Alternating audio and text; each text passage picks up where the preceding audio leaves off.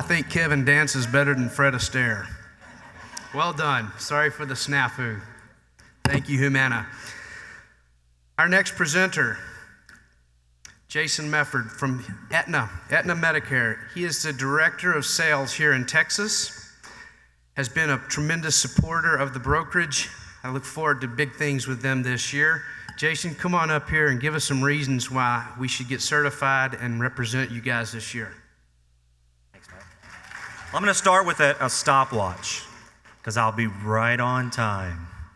18 minutes, no longer. My presentation's going to pop up, I think. Maybe not. I lied. I've already started talking, so my timer started. I'm going to spend a few minutes today on a couple different topics. So one is, we've got benefits that I can present on. I want you to stop back at the booth, because what I can show up on the screen is not as powerful as what you're going to get a handout and be able to read the benefits yourself. What I want to spend some time on today is the why Aetna story. So over the last few years, we have been a partner listening to you, right? We've been trying to learn. You can go to the next slide. So we've been trying to learn from the agent community, from market research, from understanding what the laws, the rules, the regulations are going to give to us. Aetna has taken an approach that is a little bit different than what some other of our peers have done. So the way that we approach a portfolio of plans is very simple. We take 4 plans, and we think in a bifurcated market where you are looking at access, you are making decisions and consulting with your prospects on, do they need doctors, do they need drugs, do they need zero, what do they need? We have done all the research, we have listened to you tell us what they need, and we think we've landed in 4 plans that'll deliver the value that you're going to want to give to your customers. We have a prime HMO that starts on the left in red. This is a high-value network, coordinated care, best benefits that we could offer. The zero copays, the zero premiums, the biggest formularies. This is what we lay out there as the cost option. If your customer is worried about value, they're going to be able to stop on this plan. You're going to be able to sell this plan on benefits alone and then consult on doctors, drugs. You go to the next customer that needs access to. You've got a broader network HMO. So we take a prime HMO as high-value network. We take a premier HMO as a broad network option. So when you think about Dallas, when you think about Aetna's network, we didn't have shortages in our network in the past, in our premier broad network setting. This is a couple years ago.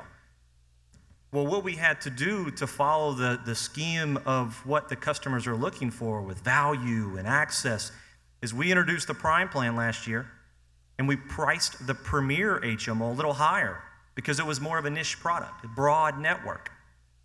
Then in 2015, we introduced the Choice PPO. The Choice PPO and the Premier HMO start bridging that gap of access. If someone's looking for coverage to travel the entire United States, if you have a customer that goes to New York City for 3 months of a year to visit family, they have access to in-network benefits with a Premier HMO or a Choice PPO. When you actually continue going down that continuum, you can land on a value PPO. A value PPO, in your eyes, is going to be an expensive type PPO product, but it has the access of the broadest formulary. It has the access to the best supplemental benefits. There's $1,200 plus in supplemental benefits on a value PPO. And you add in the biggest formulary that we offer, and when you add in the value of out-of-network benefits that are equal to in-network benefits. So when you're going inpatient, in-network is the same as outpatient, or out-of-network, sorry. That dynamic is as we lay out the continuum for you, we hope you 4 plans give you the options that as you sit in front of any client and consult on what they need, these choices are going to give you something to sell. And this is from your feedback. We listened, we polled, we've had sit-downs, and our agents have actually told us what we need to be successful. This is our portfolio in the state of Texas. So as markets mature, this is what we're looking to offer and be simple and streamlined for you to look at it and know this is the way to pay for access. Next slide. So in some of the way that we approach this, we had to actually think through what trends are coming. So we know as ACA has passed laws, we know that we've created a PPO product that could be landing places for disrupted members on MedSup. We know that original Medicare, from a presidential's fiscal budget, will be impacted over the next few years. So quickly, there's a Kaiser Foundation article that outlines what's coming. So at a highest level, 34% of some of the increases of $423 billion over the next so many years will be passed into increases to providers. They're going to have to take more and pay. You move into on the backs of the beneficiaries, 1/6 of that is going to go into the costs that they pay with original Medicare. And you end on with doc fix. Some of these things you've heard about, it's just education. That's what Aetna is trying to do, is educate. When we educate you, we're finding these types of trends and building plans that can actually sustain those trends. So when we look at our portfolio of potential MedSup disruption, PPO or landing places, that we believe we have a very competitive option for you with choice and value. Next slide. These MedSup policies that are going to be disrupted with basically the changes to pay for ACA subsidies. These are fiscal presidential budgets. Laws could change this stuff. We could think deep down inside that things will be repealed. But if you understand one thing is once the ball starts rolling, are we going to take away the subsidies for all the ACA business? Is any president that comes in, is any government going to come in and actually just pull it all back from them? That's going to be tough. So we think that some of these trends are going to be for all of us to deal with. We're trying to prepare you and be your partner to have a plan that you're going to be able to sell to potentially MedSup members. A 15% excise tax. This is a clear number that's put in writing. 15% excise tax is some of the numbers that when we build up, right? You step back and you think through what is a MedSup rate now. Over the next few years, if you're taking the cost trends, you're taking the excise tax trends, your premiums of $200 to $250 could end up being $300 to $400 in years coming up. Are your MedSup customers going to be able to pay for that? So as an MA carrier, our responsibility is to prepare you with something, and we do MedSup too. So we just know that we believe Medicare Advantage continues to benefit every time a law is passed. The government looks at us and we prepare and we deliver the value in the managed care world that your customers are looking for. Next slide. So as we listen to your feedback, we know the trends, we know that we have to be prepared for drug utilization. Last year, Aetna had a leaner formulary. So a lot of the feedback that we received was some of our leaner formulary didn't have some of the stars measure drugs that we needed to cover at the right tiers. So when you were making the decisions for your clients, sometimes we weren't the best option because of our formulary. This year, Aetna in general stepped back, took an approach of redesigned formularies so that we're driving some of the value into the lower tiers. So we have a $0 cost share on every tier 1 that I have in Texas plans. On those tiers, so in this pay for access concept, you have a prime plan. It is the best benefits that we can offer, best formulary that we can offer. Down at the bottom, there's a broad formulary. It's listed as B3, and some of this is in a summary of benefits that you're going to eventually get. That's why I put it on the board. Aetna B1 is in what I call, in quote, leaner formulary. Look at the drug differences. In Tier 1 that has 0 copay, there's about a little over 300, almost 400 drugs. In the blue to the left, the red to the right is our broader formulary. It covers 1,200 plus Tier 1 drugs. So what you looked at Aetna last year, we had I'll call it a teaser tier. It is what it is. We had a little bit of a teaser tier because we were making sure we had those zeros.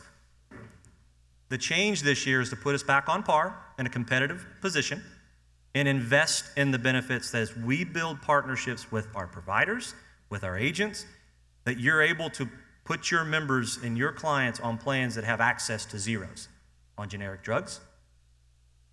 And we give choice. So the choice will happen where a prime HMO will have the broadest formulary. Your value PPO will have the broadest formulary. One spectrum or the other. Then your premier and your choice will have an on par to a competitive position.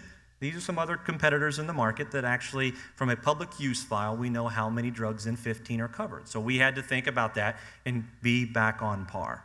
So when you compare us, we're going to be on par with those benefits. Next slide. So the new collaborations that we continue to do, we have collaborations with Baylor and the physicians, primary care, specialists, hospitals. They are back in our zero premium plan option for the Prime network. We have added some other partners in the DFW area with the IntegraNet doctors. We have added the WellMed doctors. So we are working on new collaborative partnerships throughout the state of Texas, and DFW is benefiting from that. Some of the noise that we heard in the past was that we had to get back with Baylor. We've made that, and collaborative efforts are going to end us in situations where we have opportunities for you and can continue to help you grow your book of business as well as partner with these physician groups in education. So things that I continue to preach on is you're educators. We are educators. I'm up here educating, but all I'm doing is teaching the story, and then you take it to the masses. Well, physician offices love that. And that's the key, that quality, stars, things that we'll continue to invest in as partners with you are these type of opportunities for you to change the game of wellness, for quality, for all the stars measures that are public. But the layman type customers don't always understand that, but it's on Medicare.gov, so we want you prepared for answering those questions and helping us change the game. Next slide. We have those new partners that are added. The Prime plan is not a restricted type network that makes you feel like it doesn't have access to. When I say access to, our Prime network will put us back on par in all of the DFW area. It'll actually put us in a place that will have 36 doctors or 36 hospitals. You're looking at the Baylor hospitals. You're seeing the HCI hospitals. You're seeing some of the regional hospitals. If you look at what we had last year and then you add in the Baylor hospitals, you're back on par. Doctor-wise, we've added thousands of doctors this year, primary care and specialists with the new arrangements. That our network is not falling short on the Prime. It's just something for you to be aware of, that the concept of broader network is everybody, it's kind of any willing provider joins that plan. Next slide. We also took the same kind of approach with preferred pharmacies. So preferred pharmacies have a setup where we have partnered with the pharmacies. We have decided who is going to help us be controlling costs, quality, and when we went out to some of these major chains that we went through last year, we landed on partners. You can see on the right, of 60,000 retail pharmacies, 30,000 are going to be those partners. They're going to help you. They're going to be engaged to us. They're going to engage our customers. They're going to make sure that HEB being new for 16, they're back in preferred. Walgreens has came to the table and said, we want to partner the best we can. Let's do this. Let's do it right. Now CVS, there's disruption this year. That's the only disruption that you can look at it from a preferred pharmacy standpoint. They are going to be non-preferred, but we'll have the other options that are still in play for 15 with the addition of Walgreens and HEB. Next slide. The Dallas Prime plan. I'm not going to go through these benefits. I want you to stop back by the booth and hear a little bit of the pitch because there's detail to this. I don't want to glaze through things, but these are competitive benefits. And as you can see, if it's green on the screen, it improved. Yellow, we added non-preferred. So now you don't just have the only 30,000 pharmacies, you now have all non-preferred on the Prime as well. Next slide. The choice plan, the choice PPO is a very competitive benefit for 15, and it got better for 16. Premium stayed the same, benefits basically stayed the same. We improved some benefits as well. We added some supplemental benefits. Next slide. So I want to describe a little bit more of the way we look at partnerships. We look at the way we've approached our portfolio. There's a science tied to it. You're going to hear us talk about the way we market, the way we build our plans. Aetna has taken an approach of big data helps us make decisions. So when you go in and you use Google, how often does it know where you went? When you go in and you've searched on the engine of Bing, the next time you go back in and type into Bing, it's going to pop back up some of the same places you went. There might be advertising to be scripted for you. We actually have captured big data, credit card data. There is marketing firms that will track this stuff. We have created Living Well segments. Living Well segments has helped us educate how we market, how we speak to clients, how we speak to the market, but we're able to look at behaviors. Next slide. We're able to look at the Living Well segments and understand where do people fit. When we understand how they think, we can speak to them better.